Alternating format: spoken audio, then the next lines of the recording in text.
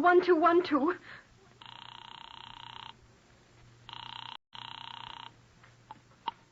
This is Scotland Yard.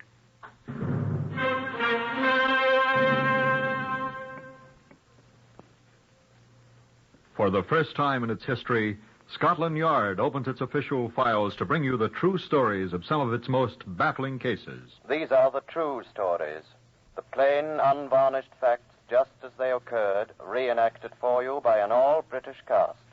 Only the names have, for obvious reasons, been changed. The stories are presented with the full cooperation of Scotland Yard. Research on Whitehall 1212 is provided by Percy Hoskins, chief crime reporter of the London Daily Express.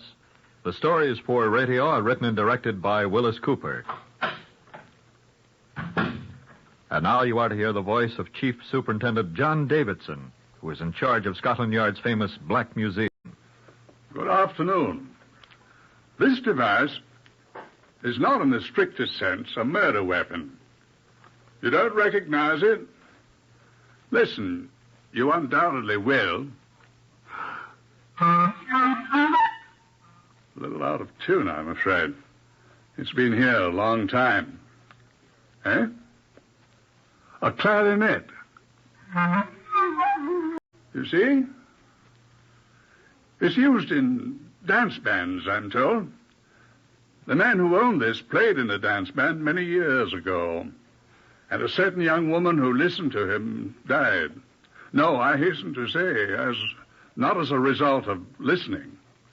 No, a knife was used. This knife. And a man was hanged. Would you like to hear more about it? I'll ask Inspector Frank Bennett. I was preparing to unlock my desk and begin the day's work on the morning of Monday, the 1st of May, 1936. When the door to my office opened suddenly, and I was confronted by a tall, emaciated young man in a blue serge suit and a shock of remarkably rumpled blonde hair. I looked up in pardonable surprise as he spoke. They said there was somebody in here. They must be right. I'm here. Are you an inspector or something? Merely an inspector. My name is Woods. Good morning, Mr. Woods. Slinger Woods. Good morning, Slinger. That's what they call me in the Navy.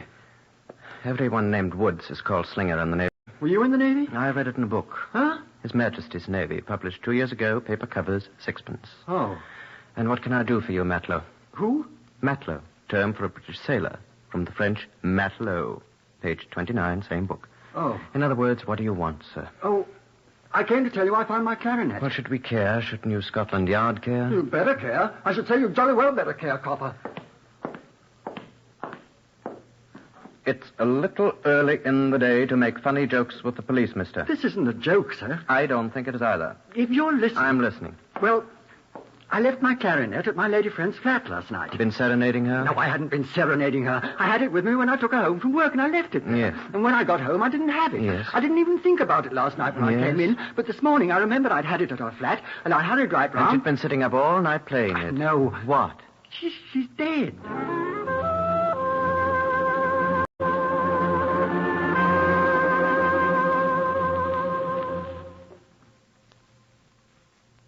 I returned my keys to my pocket, put my hat on, and followed Mr. Slinger Woods, the bereft clarinet player, out into Whitehall. Our noses pointed towards Stanhope Gate, which is roughly 15 minutes' walk away at the edge of the West Side theatrical and nightclub belt. As we walked along, Woods added a few details. We both work at the Slipper. A shoe shop? Nightclub. I play clarinet and double on the alto sax, and Joe did Donato's band. Oh. She sings. She was a singer. Nice girl? The best. Sister plays piano. Same band? Joe's, yes. Girls live together? Her sister's married. Rowena lived alone. Rowena? And this girl that's dead. You in love with her? Just good friends. Why'd you kill her? I didn't kill her. She was killed, though. She didn't just die, heart failure or something like that. There's a knife in her heart. Whose? I don't know. Better tell me about it, hadn't you? There isn't much to tell. I went around there first thing, as I said, looking for my clarinet. Early, nobody else up yet. Front door of the flat was open. Walked in, and her door was open. Looked in. What did you see? My clarinet on the table where I left it. Go on. And I saw her lying on the floor. Dressed? Oh, of course. She had on the same dress she was wearing when I brought her home. Lying on the floor, and when I put my head in the door, I saw the knife and the blood. Otherwise, I thought she was asleep. She was dead. You touch her? I should say not. How'd you know she was dead? Well, I shouted at her and she didn't move, and the knife and the blood. Anybody know you'd been there? Her sister knew. I took her home last night. This morning, no, everybody was asleep, I expect. It was early, I said. Where's your clarinet? I left it there. I didn't touch it. Might be fingerprints on it. Oh, I see. Look here, you don't believe me, do you? Not very much. Well, I didn't do it. So you said? Well, I didn't. We'll see. That's the house there where the front door's open. The houses in Stanhope Gate, which was once merely a gate, the ancient city wall of London, are all old. And everything in Stanhope Gate is old except the people, and many of them are members of some very ancient professions. Their places of employment are not far away. Places where one may dance or listen to music and singing, places where one may drink or on occasion eat or pursue any of a number of other occupations. Slinger Woods, the clarinetist, led me through the open door of a faintly creaking, faintly musty staircase to another open door. On the floor inside the door, in a remarkably neat little sitting room, I don't know what I'd expected, lay the body of a tiny red-haired girl in a very chic little black dress. There was blood staining the carpet, and a plain, almost silver table knife protruding from her breast. She lay on her back, and her mouth was open. A cigarette which had fallen from her mouth had scorched her chin. A Craven A packet was on a toll tray on the little home-painted green table alongside the clarinet. That was all. That's the way I found her. Dead. That's what I told you. You don't seem very upset, Woods. Well, what shall I do? Burst into tears? You might. I hardly knew this kid, Inspector. And you said you had no reasons for killing her. I hadn't. We'll see. Why don't you find out who did kill her? When I do, he'll hang. I hope so. Do you? I do, most sincerely. Is there a telephone? Right there. Thank you. Put me through to Whitehall 1212. Who's that? Scotland Yard? I'd like to speak to the duty officer, CID, please. Thank you. Scotland Yard. Hello, who's speaking, please? Oh, hello, Nobby. Frank Bennett here. I'm at Stanhope Gate. What's his number, Woods? 17. 17 Stanhope Gate, Nobby. I've run into a rather sticky one here, old boy. Murder. I'll need a police surgeon, a photographer. Is Tom McDermott there? Good, send him. And fingerprint people. The whole works, if you please. Right. You at once. I'll be outside waiting for you. Yes, number 17 Stanhope Gate. Bye. I sincerely hope you'll be satisfied, Mr. Woods. Slinger. I think I told you the dead girl's name was Rowena Hargate. Her sister, the pianist, was named Mildred Stansted. I spoke with her at the Platinum Slipper, which was in a basement not far away in Stanhope Gate. Slinger Woods had accompanied me. No, sir, I don't think I have any idea who could have done it. Of course, I'm not as close to my sister as I was before Stan and I were married. Mr. Stansted, your husband? Stan, yes. He's a drummer. I haven't seen him in 2 months. He's at the Royal Casino in Brighton. You've been alone since then? Yes. Why didn't your sister come to live with you? Well, we never knew when Stan would be back in London. And then Rowena would have to look for other quarters, and she was quite comfortable over... Well, all in all, it was better for her. Why? Well, she could meet her own friends. Did you know any of those friends? There's a few. Harriet Abrams. Lily Yates? Lily Yates, the singer at Barney's. Margot Evans. The girl that was married to Kenneth Ogilvy, Slinger. Polly Green. Polly Green. Claire Sutton. That's about all. Men friends, I mean. She hadn't any men friends. Me? Oh, yes, you. And Herman Forster. Herman always says he's in love with Rowena. You know, Slinger. I wonder if he knows about... How would he know? Rowena hasn't seen him for... He's a big fat man with pimples on his face. Plays trombone. She never sees him. She did see you, though. Me?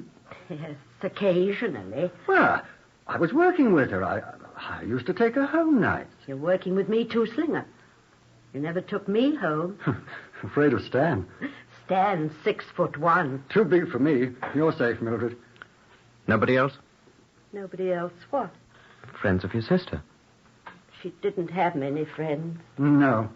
You were her closest friend, Slinger. We were close friends. Poor Rowena. You were the last one to see her alive, Slinger. No, I wasn't. Why, who was then? Well, the bloke that murdered her, obviously.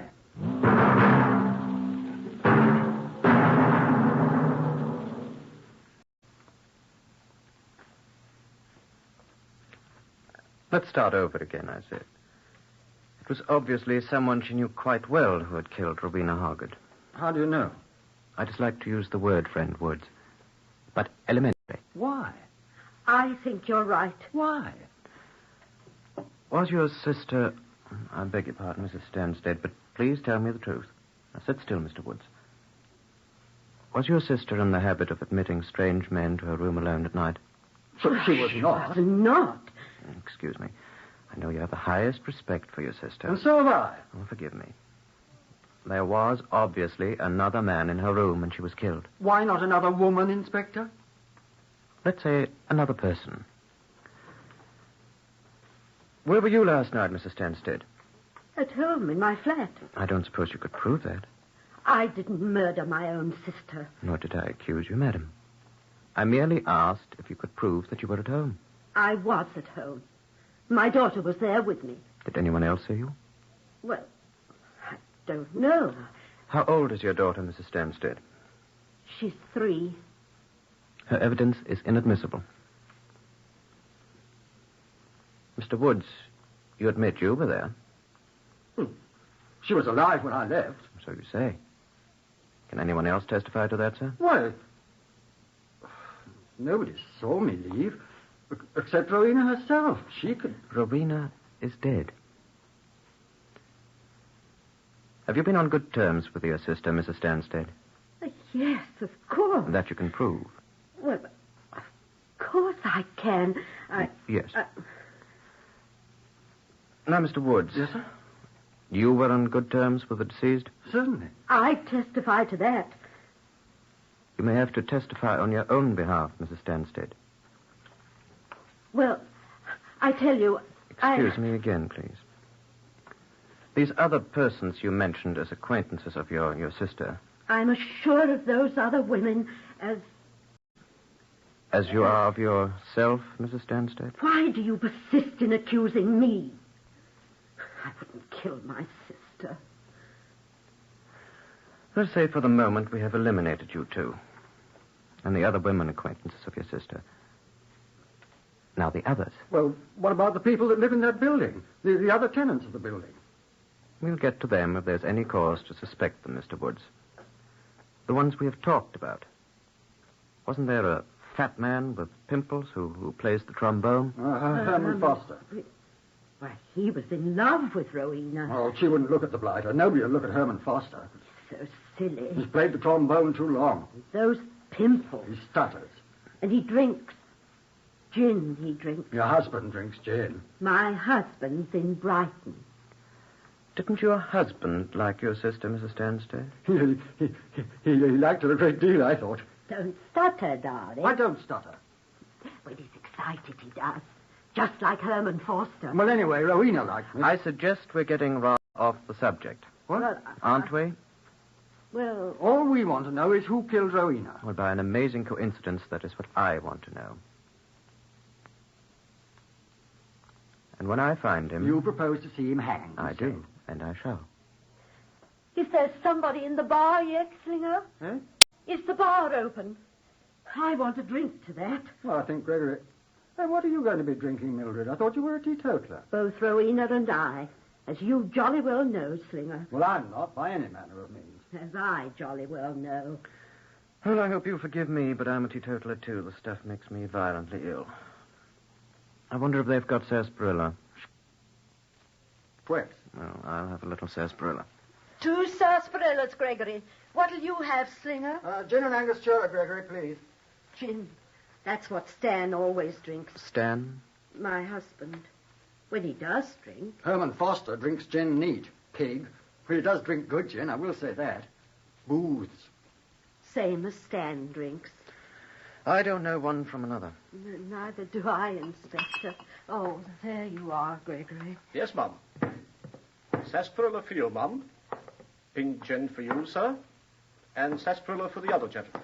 Thank you. Yes, ma'am. Yes, sir. Well, confusion to murderers. Death to Rowena's murderer. Drink up, slinger. I sloshed a little as I walked down the street to the building where Rowena had lived. The body had been taken to the mortuary on Horseferry Road, and the man who remained, Sergeant Fraser, told me a strange tale. I suppose I'd better begin at the beginning, sir, eh? I know of no better place, Sergeant. Right, sir. There were fingerprints on that clarinet. If there had been footprints, I would have resigned.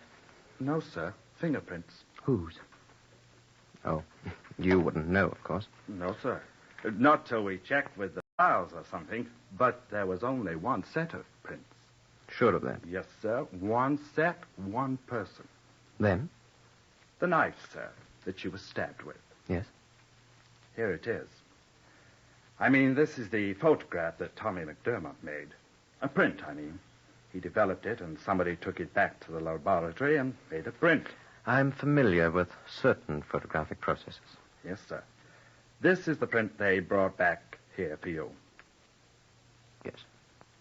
It's a plain table knife, sir, as you see. Yes. Of a type used by many restaurants, sir. I've seen the knife itself. Yes, sir. But perhaps you might have failed to notice this. What? This inscription stamped on it. I can read. Oh, I can't read Greek. If you'll allow me, sir. Alpha, Rho, Tau, Epsilon, Mu, Iota, Sigma. Artemis. I say, you read Greek, Sergeant. I am a Greek, sir. This is obviously the name of the restaurant. Artemis was a well-known Greek goddess. Goddess of the chase. As the Diana. Romans knew her, sir. There are 34 Artemis restaurants in London, sir. Oh. One of them very close to this place, sir, in Stanhope Gate, next door but one to the Platinum Slipper. Where Rowena Hargate worked. Come on, let's go. I've been there, sir. The proprietor is a man I know very well, Mr. Christos Beres. The knife came from there. What does he know about it? Nothing at all, sir. Oh. And there are no fingerprints on it. Well, the fingerprints on the clarinet are probably Slinger Wood's. Yes, sir, we all think so. They can be compared at your convenience, of course, sir. What else? We've questioned all the people in the house, sir. No results, I suppose. No, sir. Well, we'll try it again. Yes, sir, of course. That's all? Well, no, sir, not quite. What else? This, sir. We found this in that corner over there on the carpet under the table. It's no wonder you didn't see it, sir. Yes. What is it? It appears to be a ball of tinfoil, sir. In fact, that's just what it is. How do you know? I unrolled it, sir. Anything on it? Fingerprints? No fingerprints, sir. It'd be very hard to lift them, the tinfoil's being crumpled so. Anything else? Yes, sir.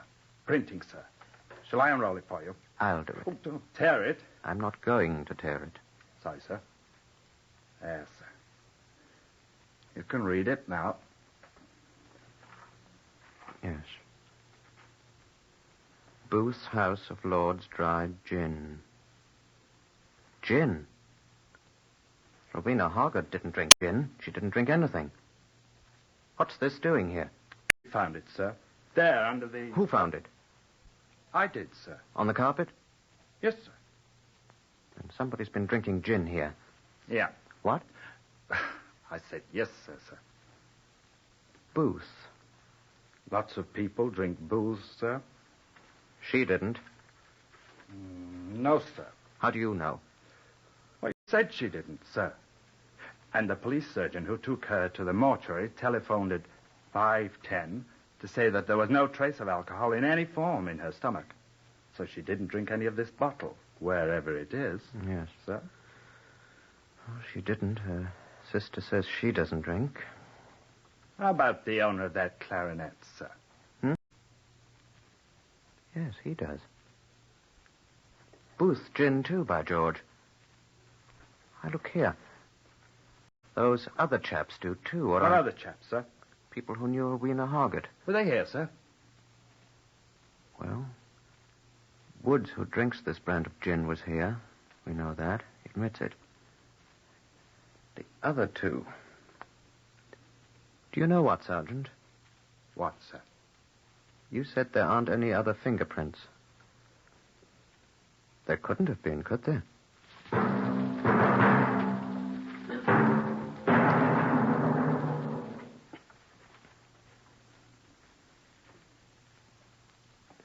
I went out and sat down in the flat's tiny kitchen. There was no gin there. No any indication that gin had ever been there. There was nothing. The place had been meticulously cleaned up, and only a white checkered apron hanging on the wall was left to remind of Rowena Hargate, who lay in a mortuary over in Horseferry Road. Vaguely I heard the telephone jingle, and vaguely I heard Sergeant Fraser's voice somewhere arguing with someone in an unfamiliar language. A little while later, Fraser came into the kitchen. Sir, he said... Sir? Yes, Sergeant? Sir, I've just been onto the telephone. With whom? My friend, Mr. Christopher. Who's he? Why, you remember, sir, the proprietor of the Artemis restaurant. Oh, yes. Where the knife came from. A knife. The one the young lady was stabbed with. And what did he have to say? What did he say? He said he was standing in the bar of the Artemis restaurant late last night when the man bought the bottle of Booth's gin. Huh. Was that the only bottle of Booth's gin he sold last night? It was the only bottle of Booth's gin he sold to a man who had one of the Artemis restaurant's knives in his pocket, sir. What? What do you say? What do you say? What's this about a knife? Now, stop gibbering, man. What are you saying? Excuse me, sir, my tie. I'm sorry. Now, what?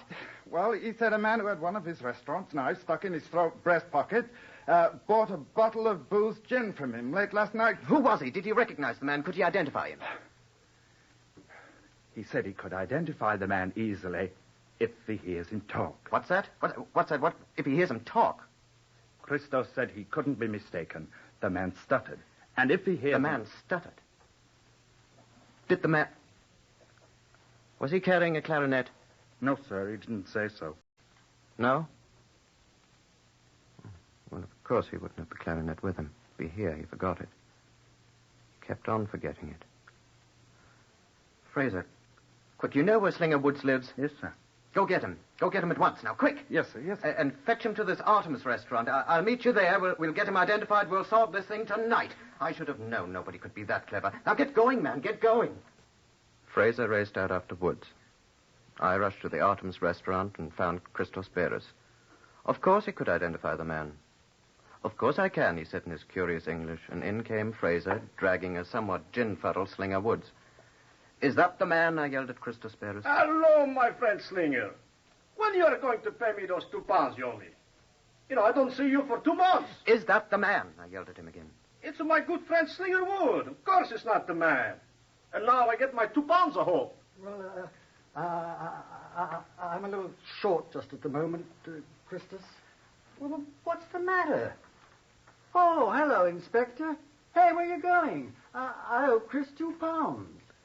The other two men who drank Booth's gin and who stuttered. One of them was in Brighton. The other, the disgruntled suitor of Rowena Hargate, the fat man with the pimples, the frustrated trombone player whom she never saw anymore. Fraser, do you know where, what's his name, Herman Foster, the trombone player, lives? I'll find out, sir.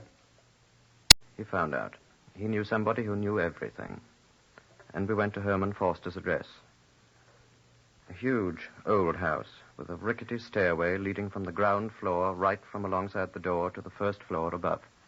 That's his room, sir. Right alongside the top of the stairway. Shall I... Herman? Herman Foster? Herman?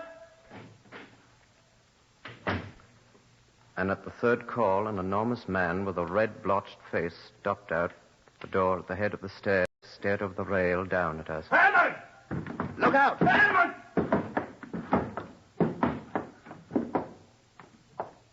Is he dead? He's dead. Dead drunk. Gin. Pick him up, Sergeant.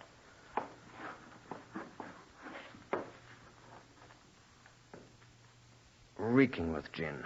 Sloppy with it. His eyes tightly shut as we held him up, his pimply face beaded with sweat and gin. And look in his shirt pocket, sir. An almost silver table fork. And a spoon.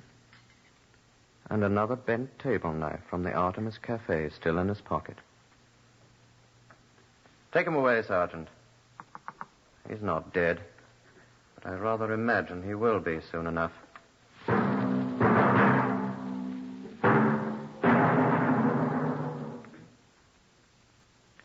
And when he had sobered up enough, Herman Foster, the frustrated trombonist, told us how he had brooded once too often over his rebuffs from Rowena Hargate, and had taken his bottle of gin and his stolen weapons to her flat, and then sat down after she had admitted him and drank 3/4 of the gin at one long draught. He swayed a little as I spoke to him the last time, but he remembered, just as he remembered the murder. Herman Foster, I arrest you for the willful murder of Rowena Hargate, and I warn you that anything you say will be taken down in writing and may be used in evidence. I didn't stutter at all. Neither did the hangman.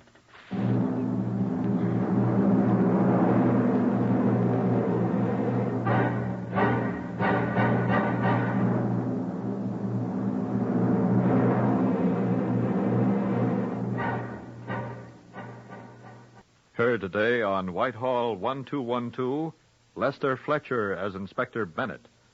Others in the order of their appearance, Harvey Hayes, Carl Harbord, Isabel Elsom, Francois Grimard, and Glenn Farmer. This is Lionel Rico speaking. Whitehall 1212 is written and directed by Wyllis Cooper.